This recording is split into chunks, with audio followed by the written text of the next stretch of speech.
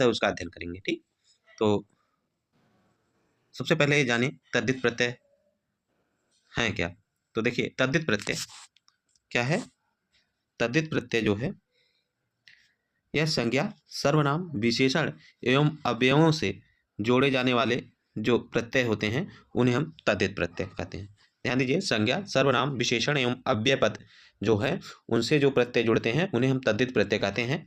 तद्धित प्रत्यय के योग से बने शब्द को हम तद्धितांत, क्या है, तद्धितांत शब्द कहते हैं या तद्धितांत ये शब्द कहे जाते हैं जो तद्धित शब्द के योग से बनते हैं। ठीक, तद्धित प्रत्ययों के।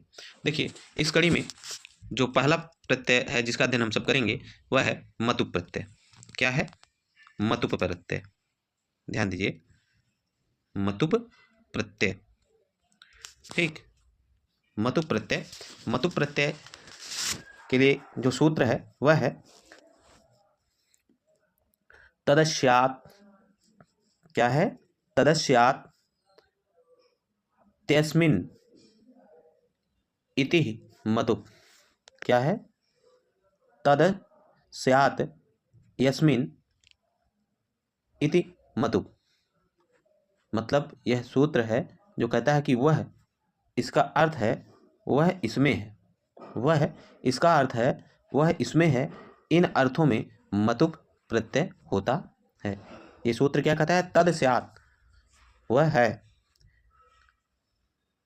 तद स्यात् त्यत् अस्मिन् इति मतुप।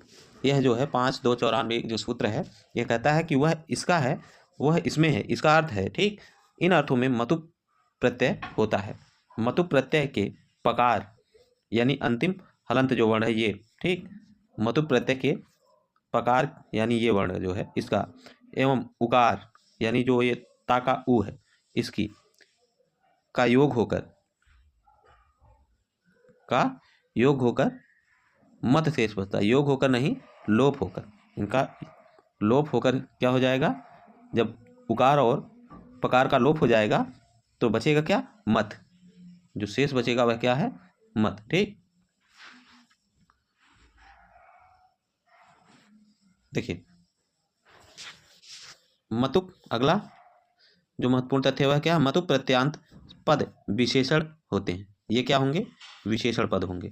ध्यान दीजिएगा, मतुप प्रत्यय से जो शब्द बनेंगे वो विशेषण होते हैं। अतः विशेष्य के अनुसार इनका लिंग, वचन और विभक्ति निर्धारित होती है। अगर पूछे मतुप प्रत्यय का विशेष जो है क्या है, या मतुप प्रत्यय में लिंग, वचन और विभक्ति किनके आधार पर निर्धारित होते हैं, तो विशेष्य के आधार पर। किसके आधार पर, विशेष्य। या तो प्रश्न नहीं पूछता, बस एक आपको दे देगा पहचानने के लिए कि इसमें कौन सा प्रत्यय है। ठीक, अगला जो प्रश्न है इस पर बनेगा, ठीक, वह आपको उदाहरणों से पूछ लिया जाएगा। उदाहरण देखिए, कुछ महत्वपूर्ण आपको उदाहरण बता दे रहे हैं। ठीक, जैसे है मतुप प्रत्यान पदों की सूची दी गई है, इसमें गो शब्द है और मतुप क्या है, प्रत्यय, तो हो जाएगा गोमत। यानी या गोमत भी हो सकता है, गोमान भी होता है। ठीक, कहीं कहीं गोमत मिलेगा या गोमान भी मिलेगा। गोमत या गोमान हो तो इसका अर्थ क्या होगा, गौ वाला। इसमें गोमत या गोमान में क्या है, मतुप प्रत्यय। मति धन मतुप, मतिमत या मतिमान इसे कहेंगे, बुद्धि वाला। ठीक, श्री धन मतुप, श्रीमत या श्रीमान इसे करें श्री से युक्त।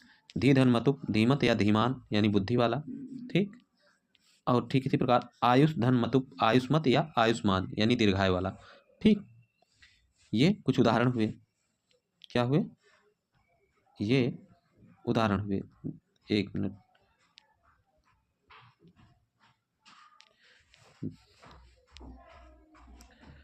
ठीक, देखिए इसमें परिवर्तन जो होता है वह कैसे होता है, इसको जानिए। मतुप में मत का मा बदल कर वाह हो जाता है यदि आकारांत या आकारांत हो। यदि आकारांत या आकारांत हो, जैसे बल है ना, बल का मतुप, बल में मतुप लगाएंगे तो यहाँ माँ हुआ क्यों हो गया, क्योंकि ला जो है, ला में जो है यहाँ बल का जो ला है ना, बल शब्द है, इसको हम अगर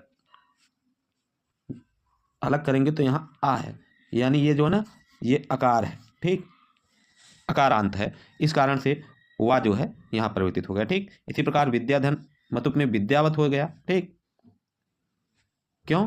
क्योंकि यहाँ आगे विद्या में दीर्घ आकार है, क्या है? ये आकारांत है। ठीक, विद्या क्या है? आकारांत है। समझ में आ गया?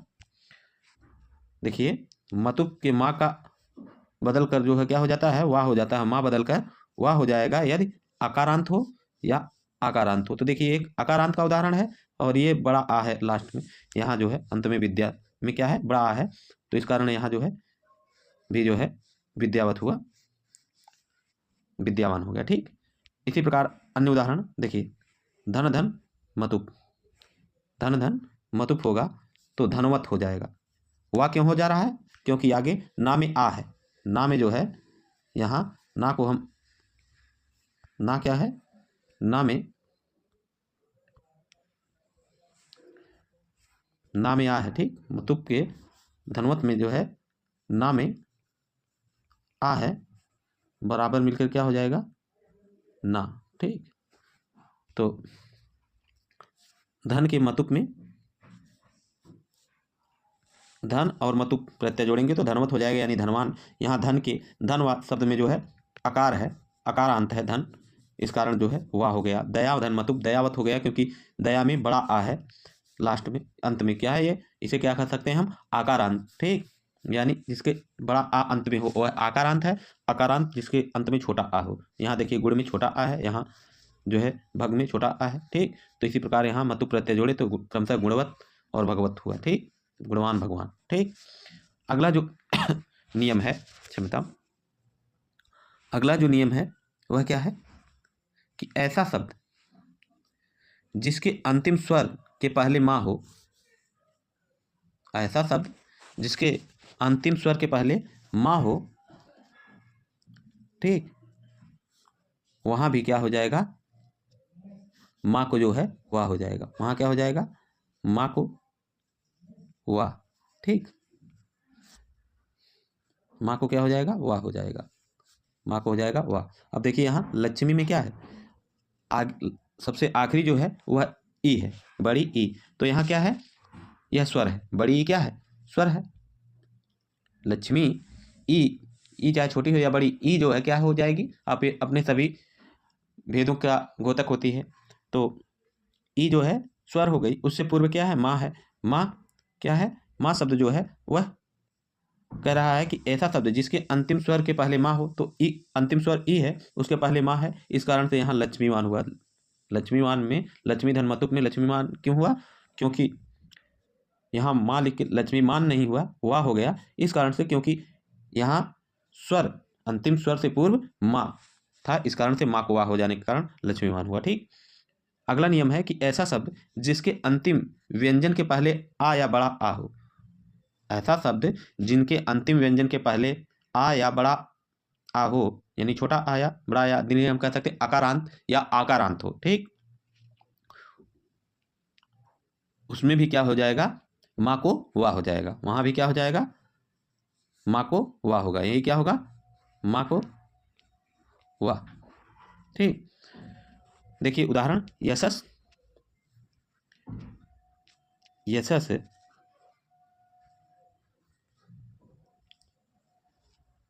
धन मतुप क्या हो जाएगा? यशस्वत। यशस धन मतुप हुआ तो यशस्वत हुआ या यशस्वान। इसी तरीके से भास धन मतुप भास्वत या भास्वान। माँ को वाह हो जा रहा है, क्यों? क्योंकि अंतिम व्यंजन से पहले आ है। अंतिम व्यंजन क्या है? यहाँ सा है। सा से पहले क्या है? ये जो दंत सकार है, इससे पहले क्या है? देखिए, इसको हम अगर अलग लिखें तो आप कैसे लिखेंगे? देखिए पुनः, यशस शब्द जो है यशस और मत यशस्वत हुआ कैसे? देखिए, अगर हम इसको अलग अलग यशस को लिखें तो लिखेंगे या